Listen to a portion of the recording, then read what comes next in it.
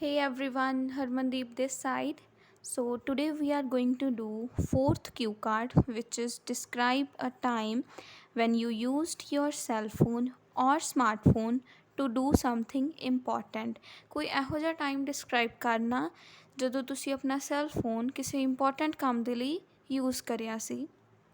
Bullet points ਨੇ what happened, when it happened, how important the cell phone or smartphone was, explain how you felt about the experience.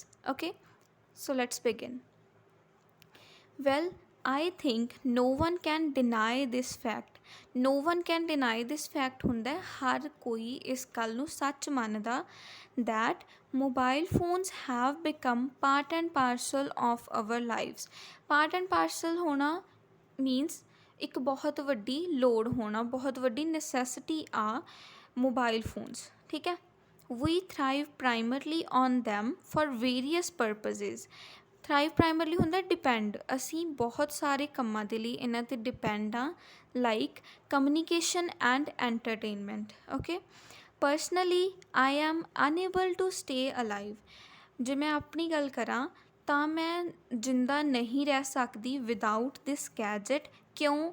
As I have done numerous significant things in my life by using this gadget prudently. ਕਿਉਂਕਿ ਹੁਣ ਤੱਕ ਮੈਂ ਨਿਊਮਰਸ ਮਤਲਬ large number ਦੇ ਵਿੱਚ significant ਚੀਜ਼ਾਂ ਆਪਣੀ life ਦੇ ਵਿੱਚ ਇਸ ਗੈਜਟ ਨੂੰ ਵਧੀਆ ਢੰਗ ਦੇ ਨਾਲ ਯੂਜ਼ ਕਰਕੇ ਕਰੀਆਂ। But today I'm gonna talk about an occasion. But ਅੱਜ ਮੈਂ ਇੱਕ ਅਜਿਹੇ ਓਕੇਜ਼ਨ ਬਾਰੇ ਡਿਸਕਰਾਈਬ ਕਰਨਾ ਜਦੋਂ I used my smartphone to make contribution towards educational sector. ਜਦੋਂ ਮੈਂ ਐਜੂਕੇਸ਼ਨਲ ਸੈਕਟਰ ਦੀ ਬੈਟਰਮੈਂਟ ਦੇ ਲਈ ਆਪਣਾ ਇੱਕ ਕੰਟਰੀਬਿਊਸ਼ਨ ਪਾਇਆ ਇਸ ਗੈਜਟ ਨੂੰ ਯੂਜ਼ ਕਰਕੇ। 2 years back, 2 ਸਾਲ ਪਹਿਲਾਂ ਦੀ ਗੱਲ ਆ, due to COVID-19 lockdown was imposed by the local authorities. COVID-19 ਦੇ ਕਰਕੇ 2 ਸਾਲ ਪਹਿਲਾਂ ਲੋਕਡਾਊਨ ਜਿਹੜਾ ਸੀਗਾ ਉਹ ਲਗਾ ਦਿੱਤਾ ਗਿਆ ਸੀ। ਕਿਹਨਾਂ ਦੁਆਰਾ? ਲੋਕਲ ਅਥੋਰਿਟੀਜ਼ ਦੁਆਰਾ, ਮੀਨਸ ਗਵਰਨਮੈਂਟ ਦੇ ਦੁਆਰਾ। During that time education of students was affecting negatively. ਜਿਹੜਾ ਐਜੂਕੇਸ਼ਨ ਸੀਗੀ ਉਦੋਂ ਸਟੂਡੈਂਟਸ ਦੀ ਉਹ ਨੈਗੇਟਿਵਲੀ ਅਫੈਕਟ ਹੋ ਰਹੀ ਸੀਗੀ as all the educational institutes like schools, coaching centres were closed. ਕਿਉਂਕਿ ਜਿਹੜੇ ਐਜੂਕੇਸ਼ਨਲ ਇੰਸਟੀਟਿਊਟ ਜਿਵੇਂ ਸਕੂਲਸ, ਕੋਚਿੰਗ ਸੈਂਟਰਸ ਸੀਗੇ ਉਹ ਬੰਦ ਸੀਗੇ। ਅਰਗੋ ਹੁੰਦਾ ਐਜ਼ ਅ ਰਿਜ਼ਲਟ, ਠੀਕ ਹੈ। Students were facing difficulties in understanding their concepts. As a result ਕੀ ਹੋਇਆ? ਜਿਹੜੇ ਸਟੂਡੈਂਟ ਸੀਗੇ ਉਹ ਆਪਣੇ ਕੌਨਸੈਪਟਸ ਨੂੰ ਸਮਝਣ ਦੇ ਵਿੱਚ ਡਿਫੀਕਲਟੀ ਫੇਸ ਕਰ ਰਹੇ ਸੀ।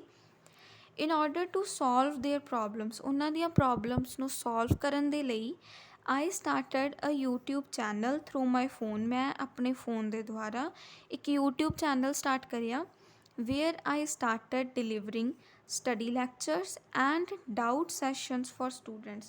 ਜਿੱਥੇ ਮੈਂ ਸਟੱਡੀ ਲੈਕਚਰਸ ਅਪਲੋਡ ਕਰਨੇ ਸਟਾਰਟ ਕਰੇ ਅਤੇ ਨਾਲ ਦੀ ਨਾਲ ਡਾਊਟ ਸੈਸ਼ਨਸ ਵੀ ਲੈਣੇ ਸਟਾਰਟ ਕਰੇ। ਮੋਰ ਓਵਰ ਇਹ ਇੱਕ ਕਨੈਕਟਰ ਆ। I created a group on Telegram. ਮੈਂ ਟੈਲੀਗ੍ਰਾਮ ਦੇ ਉੱਤੇ ਇੱਕ ਗਰੁੱਪ ਵੀ ਕ੍ਰੀਏਟ ਕਰਿਆ where I connected all the students so that they can get free PDFs of books। ਜਿੱਥੇ ਕਿ ਸਾਰੇ ਜਿਹੜੇ ਸਟੂਡੈਂਟ ਸੀਗੇ ਉਹ ਬੁੱਕਸ ਦੇ PDF ਫ੍ਰੀ ਦੇ ਵਿੱਚ ਡਾਊਨਲੋਡ ਕਰ ਸਕਦੇ ਸੀ। With all these efforts I help them to clear their doubts even when they were unable to attend offline lectures. ਇਹ ਸਾਰੇ ਐਫਰਟਸ ਦੇ ਨਾਲ ਮੈਂ ਉਹਨਾਂ ਨੂੰ ਉਸ ਟਾਈਮ ਦੇ ਵਿੱਚ ਵੀ ਹੈਲਪ ਕਰੀ ਜਦੋਂ ਉਹ ਆਫਲਾਈਨ ਲੈਕਚਰਸ ਅਟੈਂਡ ਨਹੀਂ ਕਰ ਸਕਦੇ ਸੀ। Okay, it was very important because students can play an important role in improving the society। ਇਹ ਬਹੁਤ ਇੰਪੋਰਟੈਂਟ ਸੀਗਾ, ਮੀਨਸ ਇਹ ਕੰਮ ਕਰਨੇ ਬਹੁਤ ਇੰਪੋਰਟੈਂਟ ਸੀ ਕਿਉਂਕਿ ਸਟੂਡੈਂਟਸ ਜਿਹੜੇ ਨੇ ਉਹ ਇੱਕ ਇੰਪੋਰਟੈਂਟ ਰੋਲ ਪਲੇ ਕਰ ਸਕਦੇ ਨੇ ਸੁਸਾਇਟੀ ਨੂੰ ਇੰਪਰੂਵ ਕਰਨ ਦੇ ਵਿੱਚ, ਉਹਨੂੰ ਬੈਟਰ ਬਣਾਉਣ ਦੇ ਵਿੱਚ। Okay, and for this they must be well educated and well trained. Society ਦੇ ਬੈਟਰਮੈਂਟ ਦੇ ਲਈ ਬਹੁਤ ਜ਼ਰੂਰੀ ਆ ਕਿ ਉਹ ਖੁਦ ਵੈਲ ਐਜੂਕੇਟਡ ਅਤੇ ਵੈਲ ਟ੍ਰੇਨਡ ਹੋਣ। That is why I helped them in crucial time. Crucial time ਸੀਗਾ ਜਿਹੜਾ ਲੋਕਡਾਊਨ ਦਾ, ਤਾਂ ਕਰਕੇ ਮੈਂ ਉਹਨਾਂ ਦੀ ਹੈਲਪ ਕਰੀ ਤਾਂ ਕਿ ਉਹ ਸੁਸਾਇਟੀ ਦੀ ਬੈਟਰਮੈਂਟ ਦੇ ਲਈ ਕੋਈ ਕੰਟਰੀਬਿਊਸ਼ਨ ਕਰ ਸਕਣ। ਟੂ ਬੀ ਵੈਰੀ ਓਨੈਸਟ, ਸੱਚ ਦੱਸਾਂ ਤਾਂ I felt over the moon, ਕਿਉਂਕਿ ਉਹਨਾਂ ਨੇ ਆਪਾਂ ਨੂੰ ਫੀਲਿੰਗ ਪੁੱਛੀ ਸੀ ਨਾ, how you felt about the experience, so ਇਹ ਬੁਲਟ ਪੁਆਇੰਟ ਆ। I felt over the moon, ਮੈਂ ਬਹੁਤ ਖੁਸ਼ ਹੋਈ when I got positive feedback from all the students, ਜਦੋਂ ਮੈਂ ਪੋਜ਼ੀਟਿਵ ਫੀਡਬੈਕ ਰਿਸੀਵ ਕਰਿਆ ਆਲ ਦ ਸਟੂਡੈਂਟਸ ਦੇ ਦੁਆਰਾ। So this was the time when I used my cell phone to do something important. Okay, this was all about today's video. Stay connected for more such videos. Thanks for watching.